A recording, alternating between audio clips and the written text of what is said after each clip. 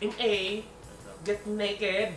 Welcome back guys, this is Jonathan Urbuda and you're watching I Love Tansyong TV, a channel that highlights and celebrates the beauty of life. If you are new to this channel, do not forget to hit subscribe button, yung red at yung bell notification na katabi nito para ma-notify kayo moving forward sa mga upcoming uploads ko. And if you're using your social media like Twitter, Facebook, and Instagram, at I Love Tansyong lang po yan. And my blog, it's www.ilovetansyong.com.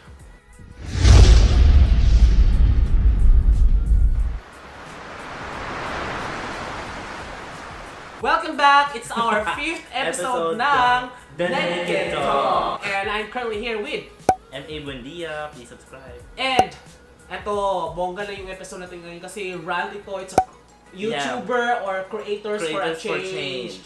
Kasi diba, may sinend ka, kinalabutan na ako, hindi pa tayo magsimula guys. Kasi just to give you a heads up guys, may sinend po siya sa akin na screenshot. I-overlay ko po yan dyan or saan man yung location, mabasa nyo para ma-heads up din kayo kung ano yung pinag-uusapan namin. Diyan lang yan sa magilid-gilid na yan. And sabi mo, ano muna? Yeah, kasi preload. I was asking for, kasi may nagtanong din sa akin kung, kasi meron akong segment sa aking page which is Ask MA, and then somebody asked me kung pwede daw bang mag-check-in ang tatlong guys sa isang hotel room. Okay. So, normally kasi, di ba, pag mga family suite pwede, or mga Airbnb, or mga apartment, pwede naman, wala naman issue. Pero kapag mga hotel or motel, feeling ko yun yung parang gusto nila. Or like, yung mga sikat na motel. Short term. Diba? Short term. Or short time.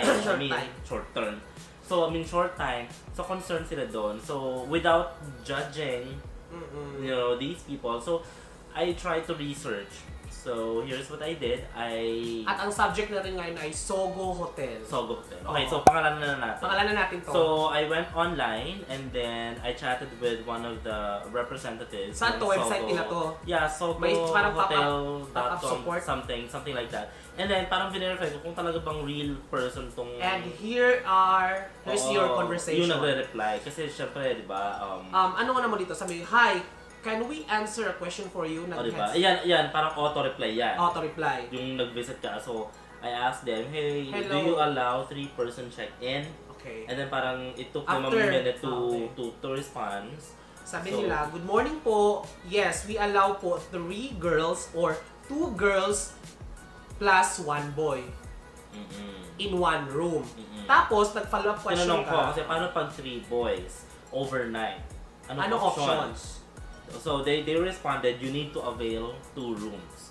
Hindi na ako nag-reply kasi inisip ko lang, And then right away, anong logic, oo, diba? right away, screenshot mo siya. Yeah, sinend ko na. Sinend mo na sa akin. At saka ito na rin yung sinend ko dun sa follower ko na nagtanong na, well, probably, mas okay na mag-Airbnb ka na lang or maghanap na ibang hotel. Option. Diba? Ibang options. Kasi hindi magiging practical na mag-check-in kayo, 2 rooms na kukunin nyo, and then yung isa lilipat dun sa room no, kung gusto nyo talaga And magkasama we're not creating this video just to defame this brand. Kasi ang ano lang namin dito is to change the logic. Kasi tingnan nyo guys ha, kung 2 babae or 3 babae ang mag-check-in sa isang room, they are allowing to do so. Pero pag 2 babae at 1 lalaki, pwede. Pero paano pag 3 lalaki? What if magkakapatid yun or magpipinsan or laseng or whatever? And then knowing this motel na ang marketing nila ay pwedeng mag-group study, pwedeng, di ba? It's a family pwedeng hotel, mag-sex. pwedeng mag-sex. Kasi alam naman natin yun. Tsaka kung short time, ano ba agad na sex yung gagawin? And this kind of policy, this is overnight. So, pwede talagang parang you're just tired or malayo yung pupuntahan ninyo. Parang hindi ko na mag-gets. Parang meron ba silang ditong parang exemptions, di ba? Meron ba silang... And this kind of policy will lead to discrimination. Yeah. And this is what we are trying to deliver in this video. Kasi we are trying to change the concept. Kasi ang pangit talaga ha. Kasi kung ako, halimbawa tayo, si Princess. Diba ako, bakla ka, bakla ako, bakla si Princess. Magkakaibigan tayo. Paano pag gusto nating mag-check-in sa Sogo dahil yun na yung pera natin? Correct. Or yun yung pinakamalapit na accessible na malapit dun sa pinuntahan natin that night. And it's not all about, kasi parang inisip ko sa agad nila may assumptions na parang it's a sexual activity. So what if, like for example, we are filming a video like or a collab o kaya naman meron tayong project or meron tayong, alam mo yun, may travel na kailangan mag-check-in na tatlo kayo, magbabarkada Do we kasi kayo. still need to justify bakit kailangan Kaya, pumasok? tsaka bakit gano'n? Ba't pag sa tatlong lalaki kailangan parang may gano'ng judgment? Ba't pag tatlong babae din? Bakit Paano parang kung threesome, gano'n? Oo, ba't parang inisip na threesome yung mangyayari? Ba't pag tatlong babae? What if mga lesbian? Oh, So dead na. let's insert the drug concept. Hindi porke tatlong babae yun, hindi pwede Hindi pwede magda-drugs. magda-drugs. Pag dalawang babae, isang lalaki, imposibleng hindi sila pwede magda-drugs. Oo. Or tatlong lalaki, hindi na talaga kasi hindi ka na pwede papasukin pa. Kung drugs ang dahilan ninyo, hindi ba pwedeng mag-drugs ang tatlong babae? Yeah. Diba? At saka inisip ko nga, sabi ko, so pwedeng dalawang babae, isang lalaki, pero hindi pwedeng dalawang lalaki, isang babae. Isang babae. Kasi parang napaka-sexist akin talaga Oo. nung naging policy nila dito, nung rule. I mean, if you agree or disagree with our point of views, please comment down below and then let us know. Or if someone from Sogo Hotel is actually watching this, please give us some Or explanation. if you know some mot-mot dyan or hotel na naganito yung concept ganyan nila, din. Kaya please inform us, comment down below kasi let's discuss this issue kasi this is really alarming sa society natin ngayon. And then I Napaka-sexist. also asked some of my friends din like from Laguna na parang sabi ko, ganito ba talaga yung rule? Kasi baka iniisip ko lang kasi parang depende lang sa branch. Oo. So, this is actually like Saan the branch main, ba to? no, it's Sa the main Sogo eh. So, kasi parang I think website to eh. it's representing all branches. Oo. So, hindi lang siya parang Guadalupe, hindi lang siya Pasay, parang gano'n. Oo. So, di ba, kung ganyan yung rule nila, it's gonna be bad for business, bad for the name, na parang you're promoting something na parang it's a comfort, it's a place where you can stay and feel safe, be who you are, di ba? Parang right in the reception area pa lang, you're being judged na kung ano If yung you gagawin guys yung from activity. Sogo watching this video, give us your side kung Oo. ano to kasi nga We're open to we hear are open your to communicate side. kasi parang, ako nabasa ko to personally, parang nagwarla talaga ako nung sinend mo to sa akin. Kaya Yeah, what's your okay, purpose parang- to screenshot this and send it to me? Anong yeah. purpose mo? Para yun ma-i-block. lang, kasi parang inisip ko lang kasi baka naman naging bias lang ako kasi I'm Oo, gay. oo. Baka naman gano'n. Kasi pinakita ko rin siya sa ibang friends ko, and parang sinabi lang nila, so paano kapag tatlong girls na, di ba may mga lesbian, may mga butch femme na lesbian. So parang they are free to do whatever they want Because without they're being girls. judged. Kasi nga, they are girls. Paano Kaya pag- naman what if may dalawang girls and then may isang boy.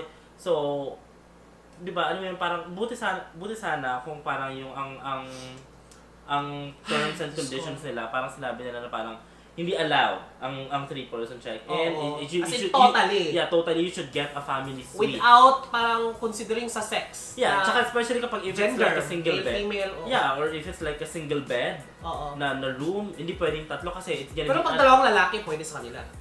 dalawang lalaki, isang Oo. babae. No, I mean dalawang lalaki. dalawang lalaki pwede. Kasi Pwede. nga, it's a single bed sa isang room. Okay, pwede. So parang I think mas naging maayos kung in-explain nila to na okay, if tatlo yung mag-check-in, since uncomfortable yung tatlo sa isang bed kasi nga 3 is a crowd, you can get a family suite. Okay? Oo. Kasi you're gonna be treated like as a family. I'm sure naman may mga family suites naman kasi yung mga hotels or yung mga motmots, Oo. di ba? Kasi hindi lang naman siya talaga pang short time or whatever. Oo. O kaya naman parang if it's like, Backpackers naman yan. ano mo yun, yung parang Ano pag backpackers pala? Pinutos tatlo kayong lalaking backpackers. yeah, I mean, ang akin na kasi parang nagkaroon sila ng parang agad na, okay, Stop. tatlo kayong lalaki, hindi No. pwede kasi may gagawin kayo. Ganun agad. Parang wala mo na parang kinonsider na ano. Di parang depends what if magkapatid, di ba mayroon silang ID na magkakapatid sila. Sana nagkaroon siya ng parang, okay. Kaya lang kasi parang doon pa lang talaga sa ano, yung the way they made this policy, napaka-sexist. Sexist. And this is what we're trying to change dito sa video na to. Yeah. Kasi dapat babago tong Equal ganito. right. Diyos ko, ano na tayo, mga millennials na tayong Yeah. panahon na to. Wala na tayo sa kung ano nung panahon pa. Parang ang sakit lang din siguro sa side ng mga lalaki na hindi nyo mapapasukin dahil tatlo kayo pero nakatabi nyo tatlong babae. Kasya naman pala. Ano to? Pag mga lalaki, hindi pwede kasi malalaki kami hindi kasya sa single bed. Ito ba yung reason nyo? Or may reason pa kayo beyond this? Kasi kung may underlying reason pa kayo dito, be transparent kasi nga ang hirap po ng ano ninyo, no? Yung business Yeah. ninyo dapat in line po at dapat ano siya, hindi siya sa diversity. Kailangan you should be promoting Kasi diversity and inclusion. Yun lang naman ang kailangan namin dito. And yun na nga guys, kung meron kayong ano dito, actually we are currently here sa Royal Palm Residences. Nag-Airbnb kami. Nag-Airbnb kami dito with friends, di ba? Kasi Maraming baka friends. hindi rin kami payagan. Madali kami payagan, di ba? So, nag-shoot lang kami dito. Take advantage of this moment. Magamit itong bed na to shoot this, The Naked Talk episode, 5th episode para pag-usapan natin itong ganito. Now, from, to all Sogo representatives there, give us your feedback, give us your side, and sa mga end user na nanood dito, give us your feedback. Mga patrons ng hotel. So, let us know how you feel about their policy. Okay? So, I think that's it, no? That's it. This has been Jonathan Urbuda. And this is M.A. Buendia. Saying keep smiling because life is worth celebrating for. Bye! Bye!